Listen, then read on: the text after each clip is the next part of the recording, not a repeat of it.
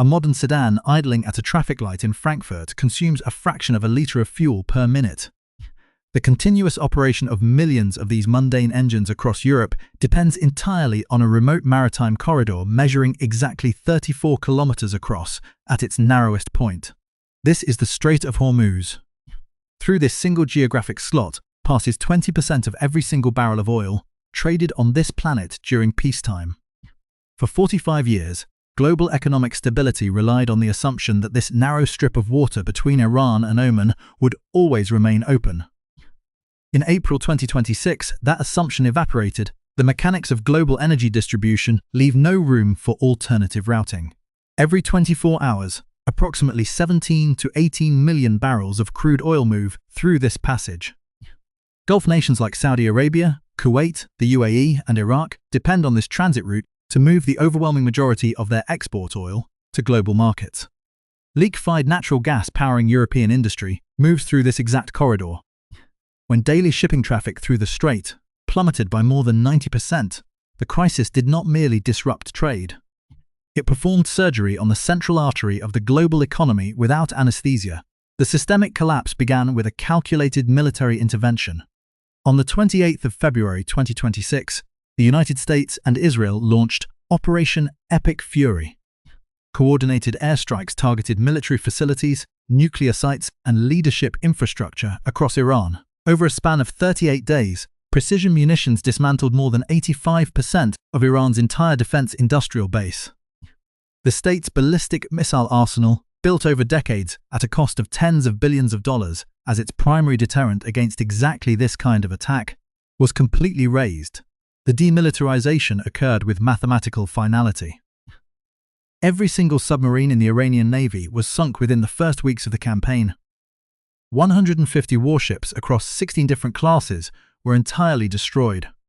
An air force that previously flew between 30 and 100 sorties per day was reduced to executing exactly 0. Iran's ability to arm its proxy networks or manufacture long-range drones vanished. The entire military architecture constructed over 4.5 decades as both shield and sword was functionally dismantled in less than 6 weeks. The response from the regime defied traditional military expectations. Instead of capitulating, Iranian leadership executed its ultimate asymmetric contingency.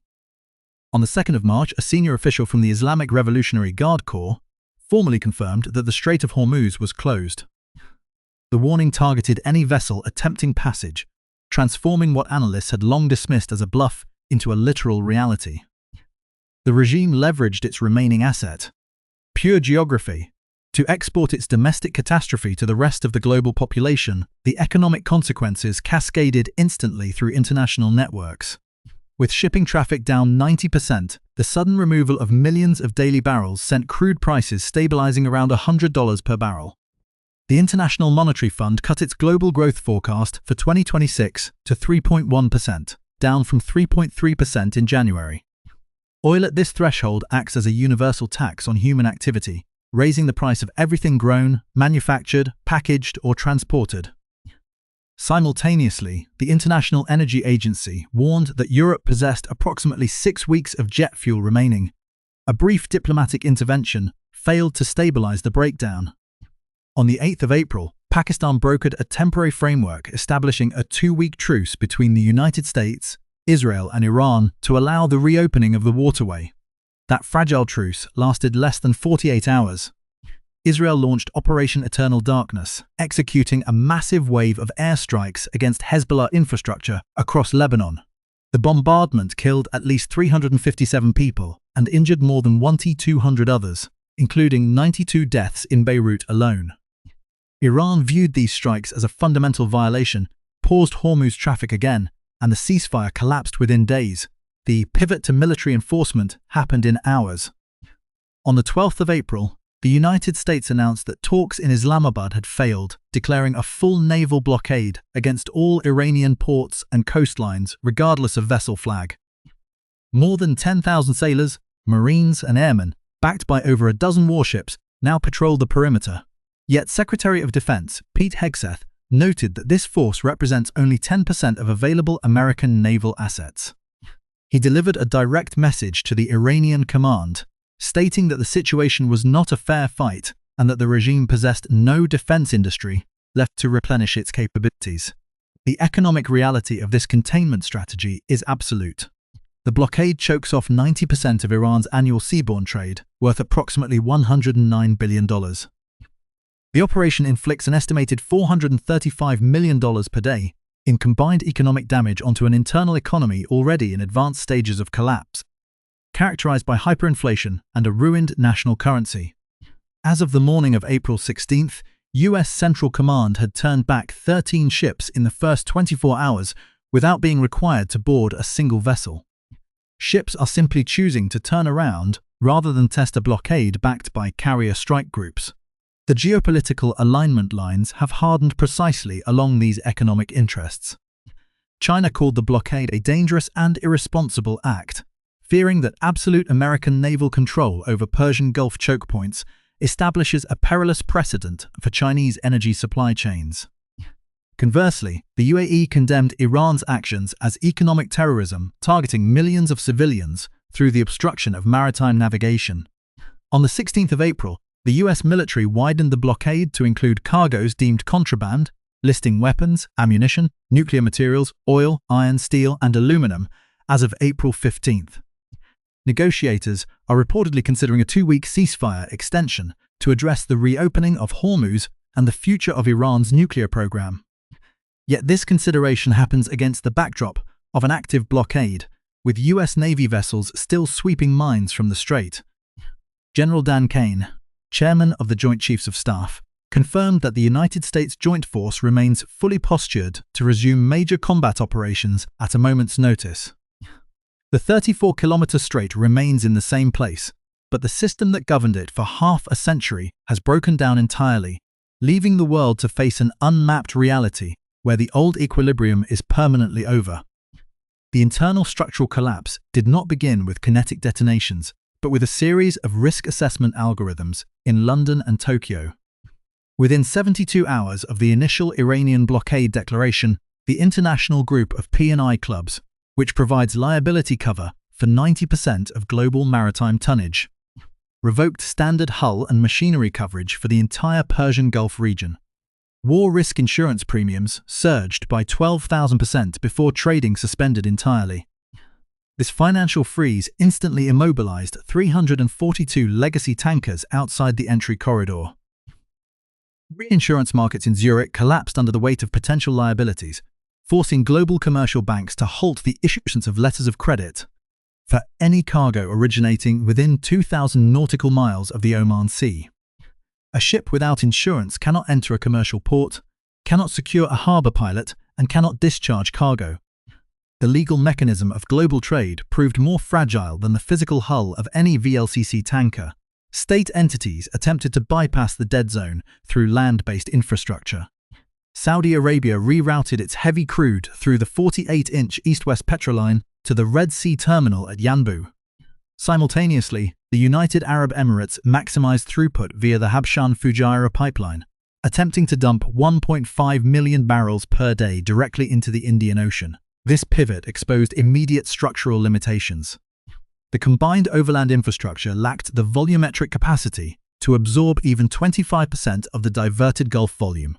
Pumping stations operating at continuous maximum pressure experienced thermal runaway within 6 days. The automated valves failed under the stress of high viscosity crude blends, inducing a severe hydraulic hammer effect that ruptured a 12-kilometer section of the Saudi interior line. The alternative transit architecture cracked under mechanical fatigue, proving that pipelines cannot replace the carrying capacity of an open sea inside the Iranian state apparatus. The sudden cessation of $435 million in daily revenue triggered a fatal fiscal feedback loop.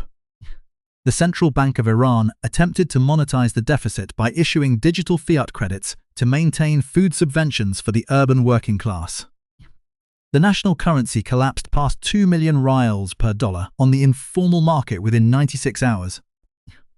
This monetary evaporation halted the import of foreign water purification chemicals, which fell under the expanded United States contraband classification. By mid-April, municipal filtration plants in Mashhad, Esfahan and Tabriz ceased operations due to a lack of basic flocculants and chlorine gas. The state's hypercritical electrical grid began failing as specialized turbine lubricants, previously sourced via covert Emirati front companies, vanished from the supply chain. Rolling blackouts disabled the cooling systems of industrial food storage facilities, spoiling thousands of tons of domestic protein reserves. Western nations attempted to mitigate the energy deficit by executing coordinated emergency drawdowns from strategic petroleum reserve. This intervention caused a profound technological mismatch at the point of consumption. The reserves yielded light, sweet crude oil, whereas European and Asian industrial refineries required the heavy, sour crude characteristics of Persian Gulf deposits around which their systems were built. Processing facilities in Rotterdam, Antwerp, and Ulsan could not reconfigure their atmospheric distillation towers without 6 months of physical modification. Running the lighter chemical weight led to rapid coking, catalyst poisoning, and high-temperature sulfidation inside the hydrocrackers. Instead of increasing distillate output, the emergency oil release triggered a series of unscheduled refinery shutdowns across the Northern Hemisphere. Cutting global diesel production by 40%, the logistical friction moved rapidly from processing facilities to global distribution networks. The containerized freight system operates on an exact cadence of vessel rotation. As tankers stalled, container ships diverted around the Cape of Good Hope, adding 11 days to transit times and consuming 3,000 additional tons of marine fuel per voyage. This diversion absorbed 30% of the global container fleet's available capacity within 2 weeks. Port yards in Singapore, Shanghai, and Hamburg reached absolute physical storage capacity. Container stacks grew 7 tiers high, exceeding the structural loading limits of the concrete piers. Ground displacement at Hamburg's Altenwerder terminal forced the shutdown of automated guided vehicles. Labor unions in 3 major European ports refused to operate cranes under these hazardous structural conditions, freezing the movement of industrial microchips, automotive components, and medical equipment. The systemic breakdown culminated in a discovery within the deep shipping channels of the Strait. US Navy mine countermeasures forces realized that the maritime threat was not composed of traditional floating contact mines. Iranian forces had deployed EM-52 asymmetric rocket-propelled rising mines before their surface fleet suffered destruction. These munitions rest silently on the seabed at depths exceeding 80 meters, completely invisible to surface sonar and immune to standard acoustic sweeping techniques. They utilize passive acoustic arrays and hydrostatic pressure sensors to identify the unique low-frequency signature of specific commercial hull profiles. The system had shifted into an irreversible automated phase. These mines do not require human command, active radio links, or regime survival to execute their programming. They remain anchored in the dark water, counting the acoustic cycles of passing vessels, waiting for the precise threshold that triggers the solid fuel booster rocket. The tactical pause negotiated by diplomats in Islamabad exists in a separate reality from the physical environment of the Strait. The physical triggers are already set, the mechanical wear is accelerating, and the structural capacity of the global economy to absorb the next shock has ceased to exist. As June 2026 opens, the International Economic Dashboard presents a deceptive metric. Brent crude has fluctuated down to $91 a barrel. This drop does not signal a return to systemic health, but rather the grim stabilization of an invalid. The global market achieved this price point by executing a massive permanent reduction in industrial output. Factories across Germany, Japan, and South Korea simply ceased operations when spot prices for liquefied natural gas spiked by 120%. The system did not solve the supply deficiency, it forced demand destruction. The lower oil price reflects a world producing fewer goods, moving less freight, and consuming less energy. Financial Times: the current political interventions are arriving weeks behind the speed of systemic rot. In Washington and Brussels, central banks are adjusting interest rates by 0.25 percentage points to combat an inflationary shock that is fundamentally structural, not cyclical. The United States government has paused its strategic petroleum reserve drawdowns, leaving its emergency reserves depleted to historical lows that can barely sustain domestic emergency supply. This leaves the Western Hemisphere with zero structural buffer if another maritime corridor fractures. The policy response resembles an attempt to repair a ruptured dam with financial spreadsheets. Financial Times, Issue 1. The true cost of the maritime shutdown is migrating from energy grids to human biology. The Persian Gulf serves as the production hub for 35% of the planet's urea and 25% of its ammonia exports. With the strait effectively blocked, the global fertilizer trade has experienced an absolute cessation of supply. Agricultural yields across the developing world are projected to contract by 30% over the next harvest cycle. This is the silent transmission vector of the crisis. A maritime choke point failure in Oman becomes a catastrophic caloric deficit for millions of people across North Africa and South Asia within 90 days.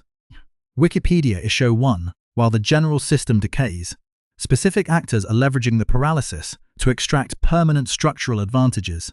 Beijing has avoided direct military entanglement while expanding its long-term strategic position. By maintaining open diplomatic channels with Tehran and deploying deep financial leverage over the Pakistani negotiation team, China is positioning itself as the sole entity capable of structuring the post-war Middle East.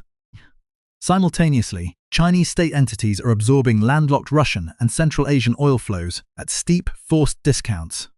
This provides a level of state-subsidized insulation that Western industrial competitors do not possess. The physical attempts to revive the waterway reveal the profound fragility of the contemporary order. Under the framework of a tentative 60-day negotiation extension managed in Islamabad, a handful of highly insulated tankers have attempted passage. 2 Qatari liquefied natural gas vessels and a single Chinese supertanker recently crossed the neck of the strait under maximum defensive posture, broadcasting their positions at high speed. This is not commercial shipping, it is a high-hazard military operation. The international shipping industry views these isolated voyages with extreme skepticism.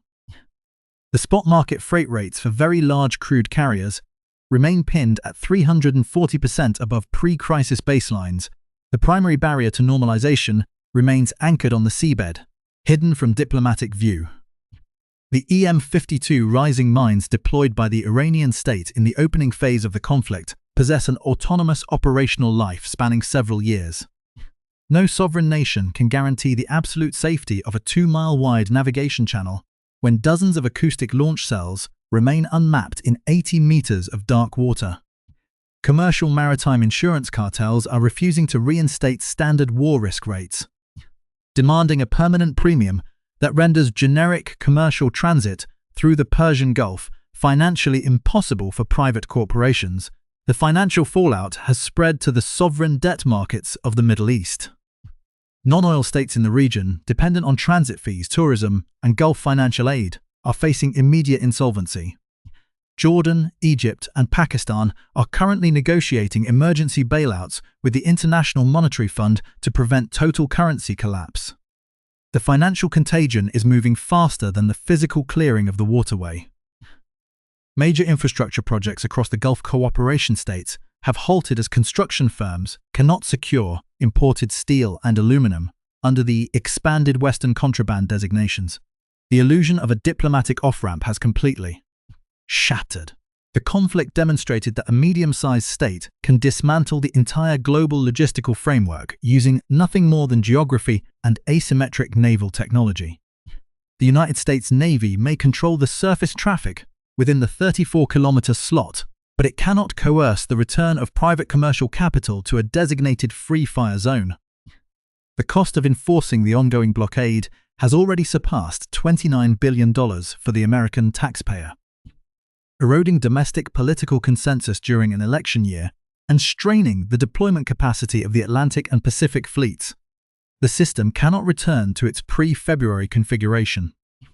The physical infrastructure has cracked, the insurance markets have permanently decoupled, and the geographic vulnerability of global energy dependency has been laid bare. The Strait of Hormuz did not just go dark for a few weeks in the spring of 2026.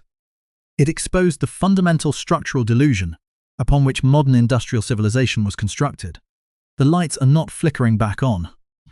The world is simply learning to operate in the permanent shadow of an absolute, Irreversible vulnerability.